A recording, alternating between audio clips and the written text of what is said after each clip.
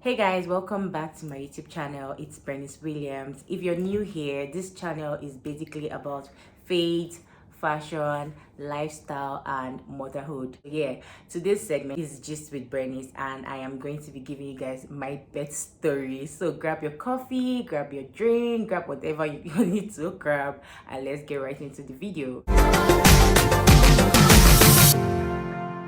Okay, so where do I even start from? Let me just start from the beginning.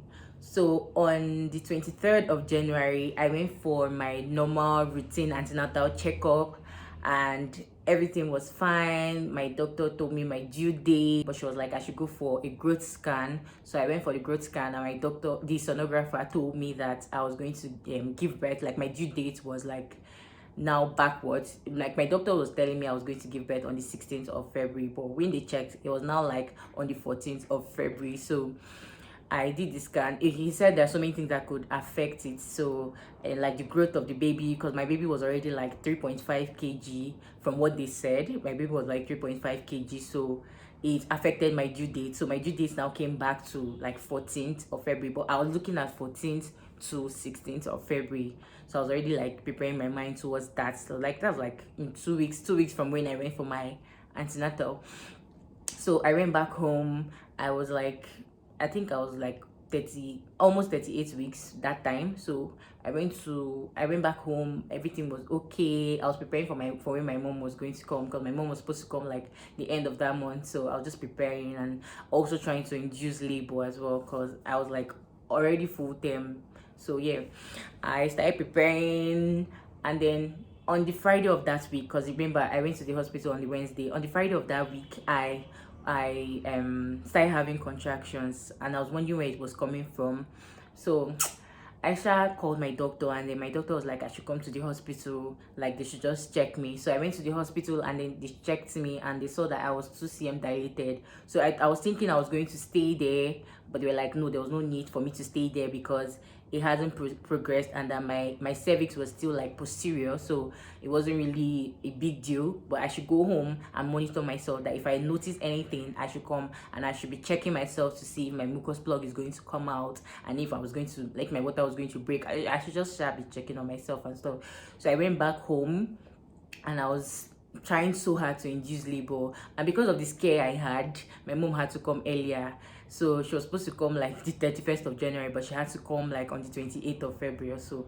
So we started walking, strolling, climbing the stairs so that I can, like, my labor can progress and stuff. So yeah, I was still communicating with my doctor. She was calling me like every time to know how I'm doing. So everything was just very okay. So yeah, on the 31st of January, I noticed that my baby wasn't really moving. Like, normally my baby is very active. Like, even when I'm doing scan, the thing that would take like 1 hour to do, my baby would, like, they would do it in 30 minutes. Like, although the growth scan that takes time, like the sonographer said that it usually takes time, but mine didn't even waste time at all. So he used to be very active. Like, like, he's so active that even in the night, if I touch my tummy in the midnight, if I touch my tummy, he moves. Like, every time, all around the clock, like, he moves. So that day he wasn't moving at all. Like, I was shaking and shaking and shaking. He wasn't moving. So me, I got scared though, and I called my doctor and I was like, I think I need to go to the hospital to check. So she was like, okay. She had closed for the day, but she was like, okay, I should go to the hospital, that there was somebody that would attend to me, like the doctor for that night would attend to me. And she was like, I should just pack everything, like my hospital bag, and so that like, if there's no problem, we can induce the labor, because I was already like full term. So I went to the hospital. Thank you, Ruby. Ruby had to come to my house because my husband went for a very important meeting that day with his colleagues, Ruby's husband and another person. So they went for a meeting and they were already on their way back. So I had to call my friend, and then she had to take me to the junction, because there's my area, there's usually traffic around there. So she had to take me to the junction, and then that was how we switched cars, and my husband took me and my mom to the hospital. So when we got to the hospital, sorry, I was communicating with my other friend Eunice, because I see, thank you, Eunice. like if you watch this video, like I want to tell you thank you from the bottom of my heart, because you legit stayed with me till the end. Anyways, let's go back to the gist. So she took me to the hospital, to the junction, and then we switched cars, and I went to the hospital with my husband and my mom. So when I got to the hospital, they did like normal scan, and then they checked me, and they were like, okay, they were going to admit me so we can do the induction. So we started the induction process that night, like around like 10 p.m. We started the induction process that time. So but before then, I had this encounter with a nurse there, like this very fat annoying lady like this. Okay, what happened was, I had already gone to the hospital on the Wednesday of that week. So I forgot, like there's this thing that comes with the hospital bag, because the hospital gave me their hospital bag. So there's this Macintosh thing that you have to place on the bed. So I forgot it there, and then this nurse now called, and okay, this nurse now said, oh, that she can't find it in my bag, because they had to place it, they were supposed to place it on the bed since they were admitting me, and I was going to do the whole labor thing there. So she was like, okay, yeah, she can't find mine. So I was like, oh, I forgot it here the last time I came. That she was like, okay, we need to get a new one. So I said, no problem. So somebody, when I was talking to her, one of the matrons there, she was like, that they saw one here that didn't have a name, so they were wondering who had this stuff.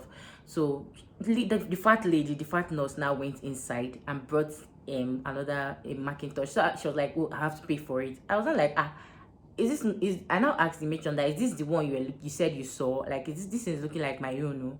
Just that thing I said. This nurse got upset and started talking to me anyhow, started insulting me, telling me that, oh, that at first it was like, and that was the meaning of that one, that she was going to take it back. She was going to take it back. And I said, madam, I was only joking. I wasn't even serious. Like, I just asked if this thing is looking like my own. No. This woman was like, that what kind of thing is that one? That am I accusing her of stealing my thing? I said, madam, I'm not accusing you. Like, when somebody is like annoying you, she was just pushing my nerves. Even when I was telling her, madam, calm down and stuff, she was still, next thing I just got upset, and I started giving her back, because why the hell will you be talking to me like that? And later she was like, oh, that I shouldn't attract negativity upon myself, this one, that one, that I know I'm coming to give birth, so I should, because I'm coming to give birth now, you'll be talking to me anyhow. I didn't say anything. I just left her. Like, I told her my mind, and I left her. Okay, when she said that that I was going to attract negativity upon myself, I was like, why would you be saying that kind of thing to somebody that's coming to give birth? And then I told her back to send that Holy Ghost fire. Anyways, after everything, I went back to the ward. Like, they didn't keep me in the labor ward. They took me to the normal ward. So I went back to the ward, and I slept till, okay, they induced me that night, but it didn't start till like 4 a.m. in the morning. And I started having like normal, like contractions, like the last one I had, but it wasn't as strong. It was a bit stronger than that one, but it wasn't like strong like the one I experienced later. But I was already saying, that I'm in so much pain, this one, that one. I was texting my friend Bernice all through the night. She didn't even sleep. Like, I was texting her all through the night till I said, okay, let me go and sleep. Anyways, I thought I was in pain, but I was not in pain at all. So that was how it started. And then the next morning, around like 10 a.m., I started having like contractions, like serious ones. Like, this one was now like strong enough to stop me in my tracks. Like, if I'm walking and it's like it comes, it's so painful, and it was like 5 to 10 minutes apart. So it wasn't really serious. So later, the doctor now said I should go back to the labor ward, and to see how the labor, so they'll be monitoring me and monitoring the baby as well. So we went back to the labor ward, and then this time around, like, it was now becoming serious. But when they checked, I was still like 2 cm dilated, like all through the night. I was thinking maybe I'll be like 3 cm, 4 cm ish, but they were like, that I'm still 2 cm, and my cervix was still like posterior. I was like, hey God, what kind of wahala is this one? So they now had to put this balloon catheter thing, I don't know, they shall put the thing inside, and that one now made it more painful. When I say something is painful, that thing became painful. And this was like around like 4 p.m. because the labor wasn't progressing like the way they expected. What they did the first time was just a gel, so they now had to put that stuff to induce it more. So when they did it, like, I could feel like the thing now became very painful. Now, I didn't know that I wasn't supposed to hold wee. I have this very bad habit of holding wee, so I was holding my wee, And then later they now had to bring like a pole for me to pee. When I peed, like the pee was so much, and then one of the nurses there was like, you're not supposed to hold your wee, or this one, that one, that's why it was paining me, because I was crying, like I was in so much pain. They even had to bring like painkiller injection, and they barely even do that according to what they said. Like they don't give painkillers and stuff, so they had to give me painkillers injection. And I had to pee the pee out. And when I peed, I started feeling okay. Almost after like 1 hour, the pain now became like times 10 of that one, the one I was experiencing. I started shouting, like I was crying. Like the doctor even had to say, this person's threshold for pain is very low. They had to give me another painkiller again. So when they gave me that other painkiller, it now reduced. After like 2 hours, okay, I was able to sleep. After like 2 hours, like around like 6 p.m., the contractions now became like very, very. When I said that last one was times 10, this one was now like times 20, or even times 30. Like I was in so much pain. But in between, I was praising God, playing my music, playing my gospel music. Natalie, my friend, had created like a playlist for me on my, and she sent it to me, so I was listening to it. And I also created a playlist. I just added all the music and gospel music I was singing while I was in pain. Later in the evening, that's how that nurse that I saw the previous night, because I didn't see her again. That's how that nurse I saw the previous night now came.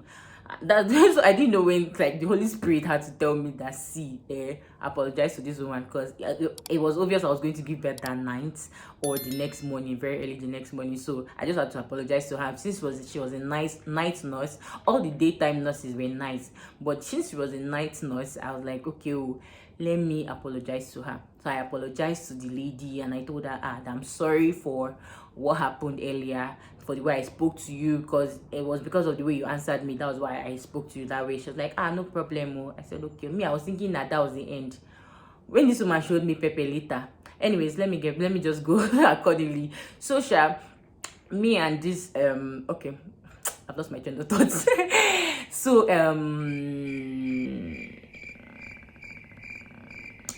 the nurse now came, and I apologized to her, and we were cool and stuff. Labor was still progressing, and I was just going with the flow and stuff. It was so painful, like it was so painful.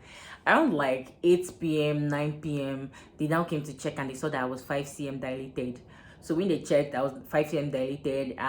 It was painful. Like at this time, the balloon thing didn't fall by itself. So they had to come, and I think, okay, they didn't remove it, but it was still painful. It was when I got to 6 cm that they came and removed it. And this was around like 10. It was like every 2 hours that I was progressing. So after 2 hours, I became like 6 cm. So it was then that the balloon thing now fell. Yeah, so when the thing fell, it was still like, it was now like so painful, but it wasn't like as painful as the end, but it became like so painful, and it was unbearable. Like it was so painful. I started telling them that they should pour water on my body. Okay, they started pouring water on my body. But I was still able to hold it. Like I was still able to hold it. I was just going through the whole process, and the rest, still playing my gospel song and talking to Natalie, talking to Eunice. Eunice was calling me, like she was talking to me like almost every minute, every time. She was just telling me how far was the process, like how's it going and stuff. So I now got to 8 cm. When I got to 8 cm, it felt like I was going mad. Like I was pulling my own hair. Like I've never experienced that kind of thing. Even the music I was playing before, it became like noise in my ear. Me that was busy praising God, it became like noise in my ear. I just didn't want to hear anything. So they put this monitor thing on my tummy that was like that they were using to monitor the baby shower. Even the sound of that thing was paining me. Like it was paining me in my ear. I didn't want to hear. I was like, madam, please come and reduce the volume of this thing. It's sounding in my ear, and it was irritating me. I was dragging my hair, like my own hair. After everything, like I now got to, like, I think at that time, and after I calling my husband, that's okay. In that hospital, they don't allow your relatives stay with you in your labor, like during your labor process and your delivery process. But they had to call my mom, because I was not having it at all. They had to call my mom, and according to what the doctor said, like that was the first. They don't call anybody's parents, cough, husband to come and stay with me. They wanted to call my husband, but I was like, me, I don't want to give this man PTSD. Let him just go. And it's only I claim my mom just called.